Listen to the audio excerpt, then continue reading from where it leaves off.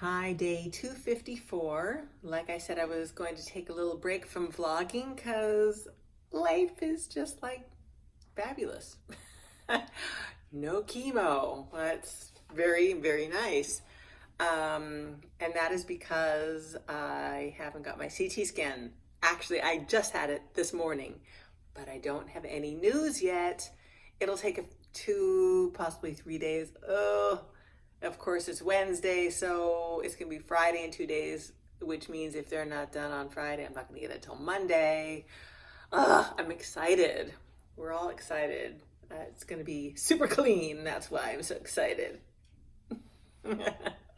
So, I saw a doctor yesterday, but it's not one of the oncologist doctors. This is a doctor that actually, he's called a concierge doctor. It's been quite hectic, uh, organizing, going from this to this, doctor to doctor to scan to blood to, and this doctor actually, he puts it all together and makes appointments and makes sure things follow a certain protocol and that everybody gets the information they're supposed to get, whatever. So that was a doctor that we had seen yesterday. So nothing new to tell you about that. Everything else has been great. I'm healthy. I'm happy. I feel almost perfect. I say almost. Little teeny bit of medicinal. Like every day is just a little tiny bit. So it has nothing to do with the chemo. Hello. It definitely has to do with the care oncology drugs, because I am on 4 pretty potent drugs. So yeah, so it's kind of you kind of feel it, taste it, feel it. I don't know. And then the tip of my tongue definitely has a little tiny bit of a weirdness to it, like not a zinging, but a little kind of like a numbing. I don't know. It's a little weird. So all this time I had been blaming the chemo.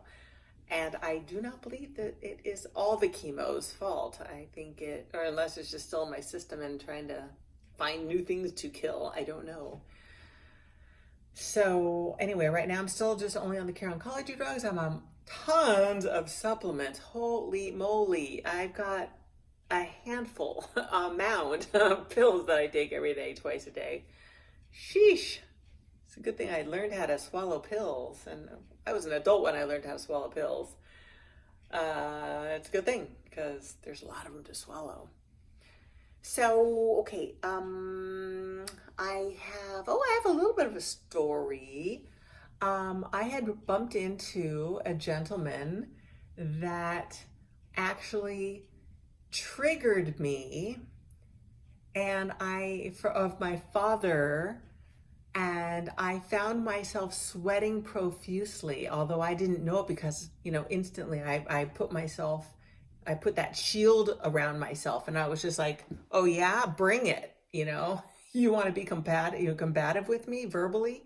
I can verbally joust like crazy. It's not a comfort place though. It is just not.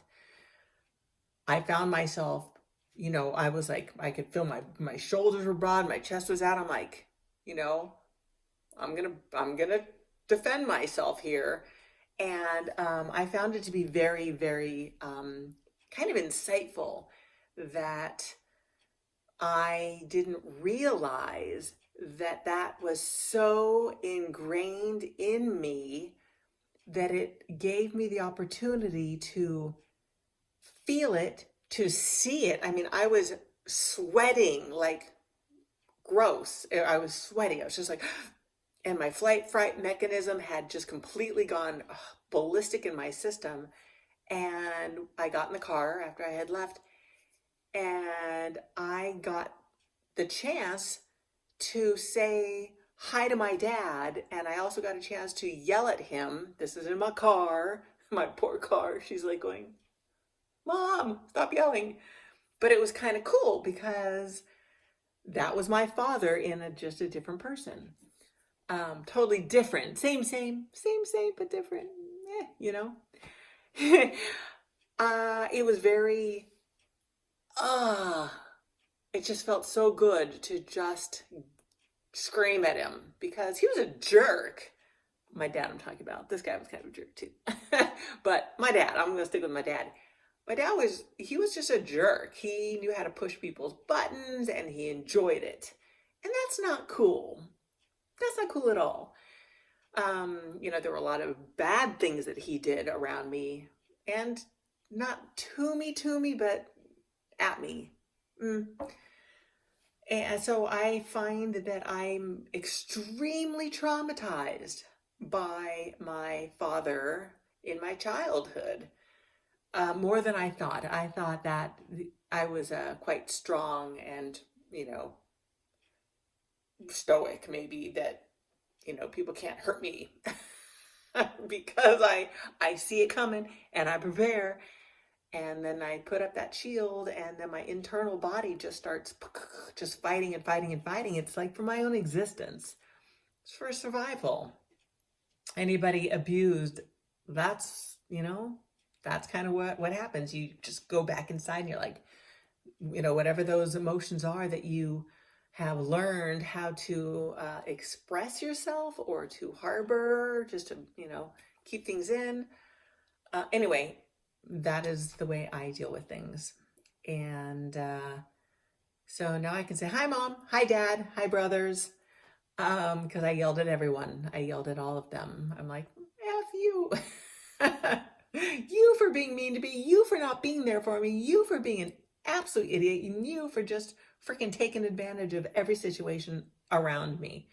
I was just a little tiny innocent thing, a little girl. Sheesh, people. Ugh. Urgh. Crazy. Yeah, I mean, I could tell you a quick story. It's kind of eerie though. Okay, I will. See, this is one of the stories that I say, Mom, where were you? Why were you not protecting me? I'm with my dad. And my dad's high as a freaking kite. I don't know what he's on because I'm like 7, 8, something like that. And I'm sitting in the front seat. Of course, nobody wore seatbelts back in those days. And he's just flying on the freeway, and we're going to his buddy's house. Another person probably was taking advantage of him monetarily.